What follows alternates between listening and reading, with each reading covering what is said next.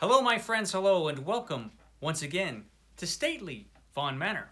And today it is Epic Comic Book Wednesday, the return of Epic Comic Book Wednesday. My world's finest team up with myself and Steve Donoghue's channel, where every week on Wednesday we talk about a certain comic book, graphic novel, or subject. I will give my take on it. Steve Donoghue on his channel will give his take on it. Although this week might be a little different. Steve Donoghue is on hiatus when I'm recording this. This is Monday, and I don't think he's come back with videos yet. He's like on a vacation from YouTube. So I don't know if he's going to be back on Wednesday or not. I really have no idea. So who knows? It might just be me this week. We'll see. But I am talking about Thor. That might lure him back. We'll have to see about that. So anyway, there were a couple things I wanted to just mention at the top of this video, just about the future of Epic Comic Book Wednesday. Previously, we've talked about Marvel Epic collections for the most part, or we've talked about various subjects from DC Comics.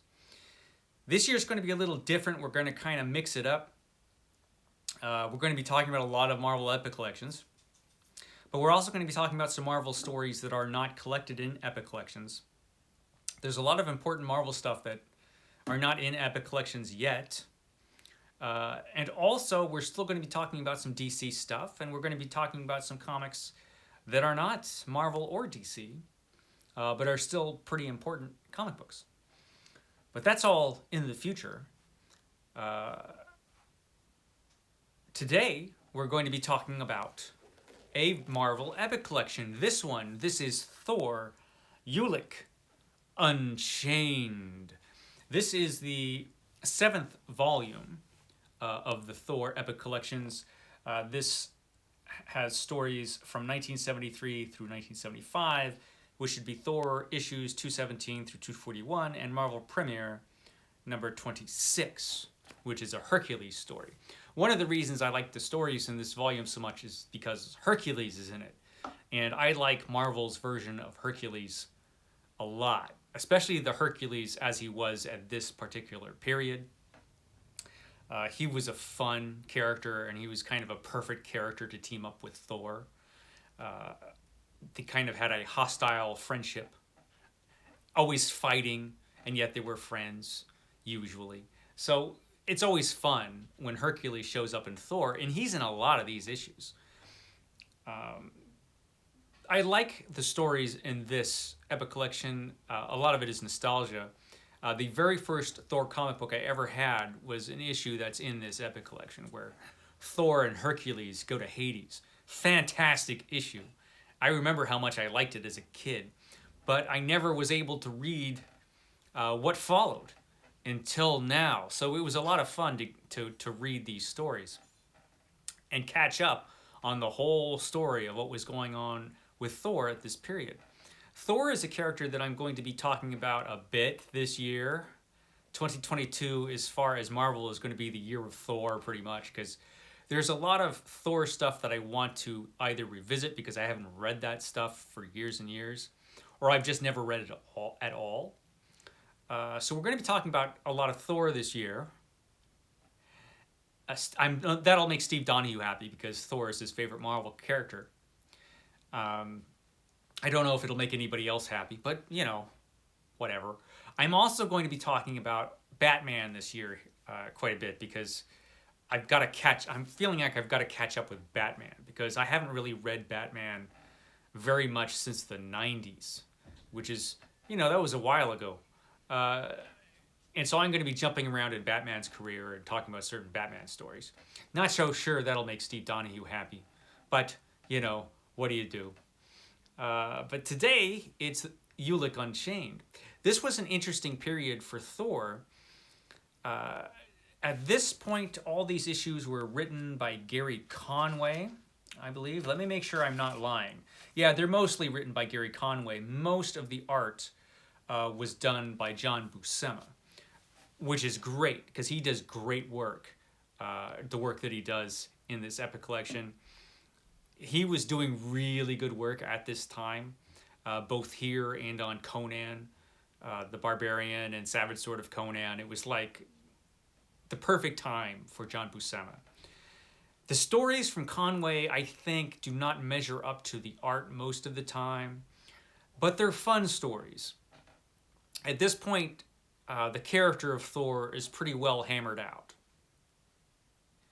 And his character is a lot like the characters that we know now. The Asgardians were all established as characters. Thor's world was pretty much established really well. So we pretty much knew Thor at this point. It's kind of the Thor we became familiar with, which is a little different from the early Thor, from the early epic collections. So there's a few different storylines that take place in this epic collection. We have this early story where they're returning from someplace back to Asgard, and apparently all the Asgardians, while they were away, were replaced by imposters. Not even very good imposters. The imposters that replaced the Asgardians are pretty obviously imposters, like the imposter Thor has a sword, when of course Thor has a hammer. But somehow the Asgardians don't catch on to the fact that, hey, this isn't the real Thor. Hey, Thor, where's your hammer? I don't know.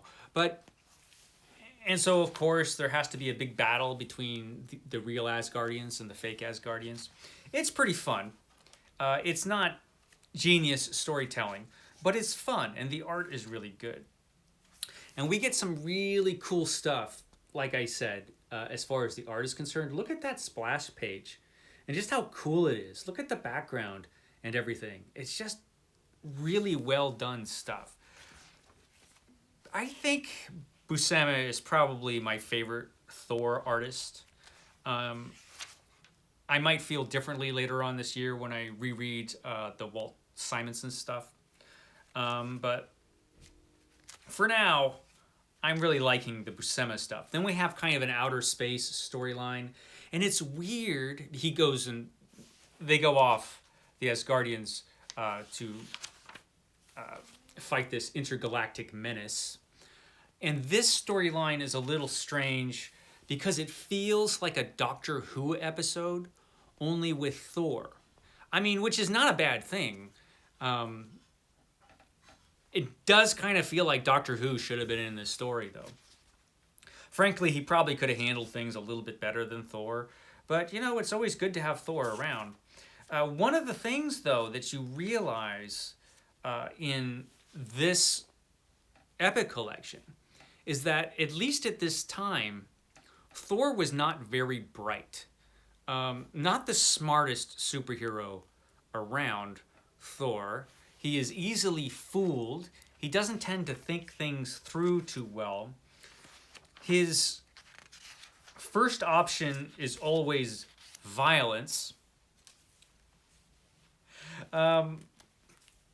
That's just Thor, not a deep thinker. In the earlier epic collections, I was always making fun of Odin the Allfather because he's supposed to be wise, but he seemed kind of not. But next to Thor in this epic collection, Odin is a genius. Like there's an early storyline in here. Remember I said that they went to Hades, Hercules and Thor? Well, originally there is a story where Hercules, the great Hercules, who is Thor's friend at this point, is framed framed for kidnapping this young woman. Obviously, Hercules didn't kidnap anybody because he's a noble character, as Thor should know. But Thor immediately falls for this obvious ruse and decides to go and fight Hercules. And they have this really completely awesome fight, which I loved. It was a great battle that they had. You see, Thor had seen this image of Hercules there and our fair captive in the underworld. All the work of the fiendish Ares, god of war, because we get a lot of Greek gods in this one because we've got Hercules. Now, obviously, Thor should have known better if he just thought for half a second, but we have to have an excuse. We always have to have an excuse for Thor and Hercules to fight. In this case, the excuse is that Thor is just really dumb. And we do have a great fight. Hercules knocking Thor all over the place. It's cool. Of course, immediately Odin comes down and is like, hey guys, why are you fighting? Obviously, Hercules didn't do this bad thing you think he did. And Thor's like, oh, yeah, okay, that makes sense.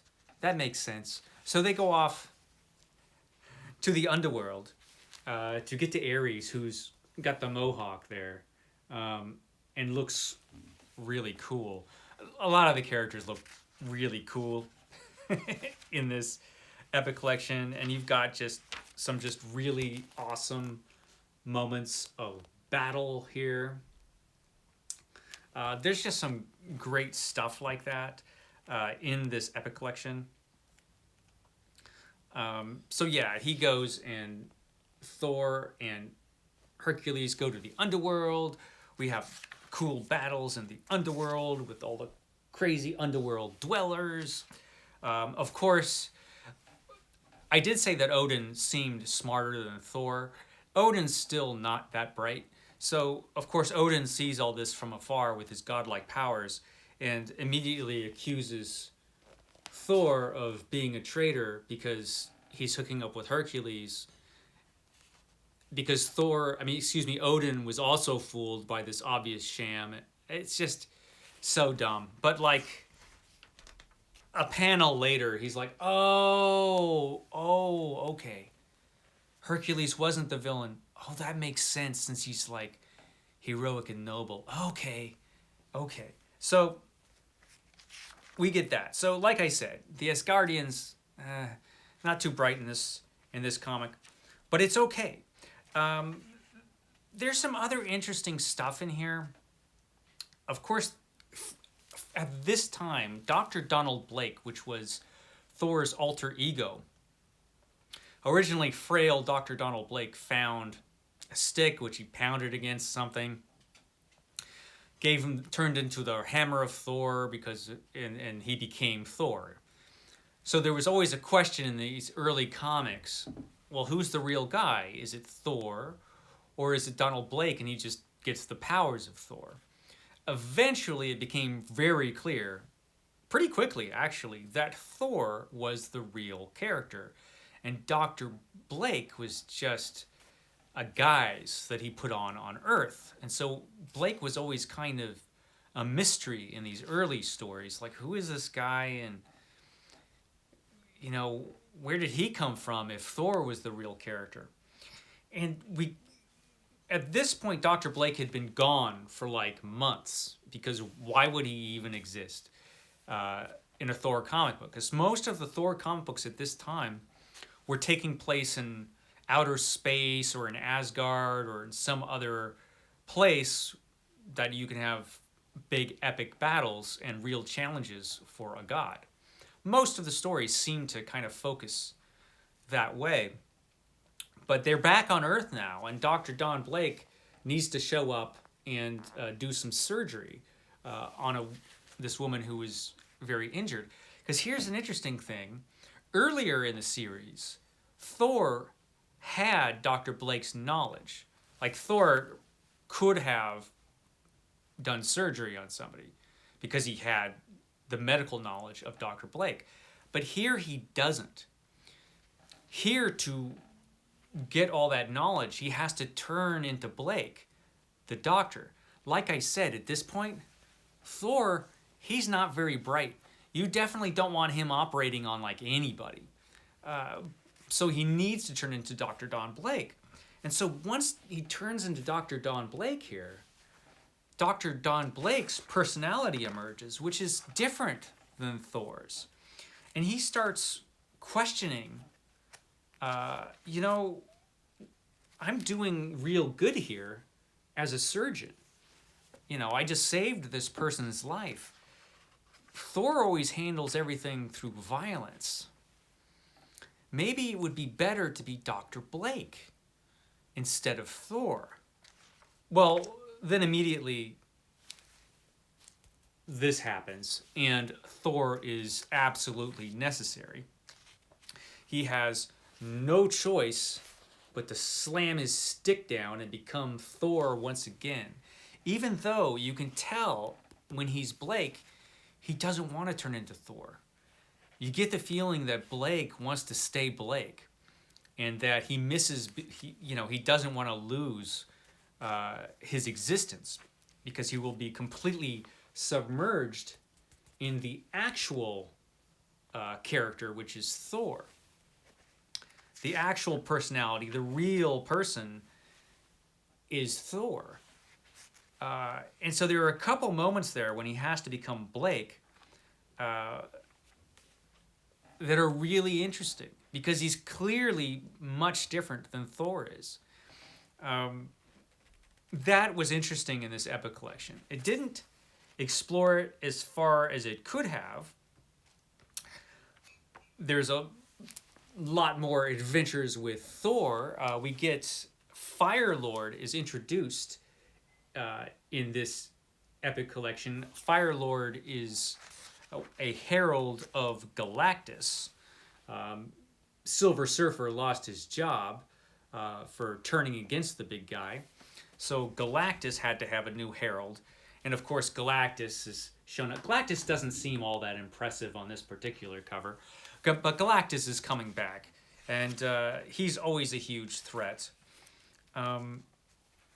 Dr. Don Blake again was musing on, maybe I could just be Dr. Blake. No, I have to, Galactus, yeah, I have to go and become Thor. There's the big guy himself, Galactus. So Galactus shows up and like the entire world is terrified. Only Thor and Hercules show up to meet him though, All the other superheroes are like, we'll just wait. Even the Fantastic Four don't show up for Galactus this time. They're like, you know what? Thor's there. Call us if you really need us. But Galactus wasn't out to destroy the world this time. Galactus needed help against Ego the Living Planet, who makes an appearance in this volume as well. Later on in the volume, we also get a lot more adventure. There's a fight with Fire Lord. Odin goes to California, and loses his memory. Ends up in a conflict with Thor at the end. There are trolls. All kinds of cool stuff happens in this Thor epic collection. This is a lot of fun. It's not the best written out of the Thor epic collections that I've read, but it is one of the more fun epic collections that I've read.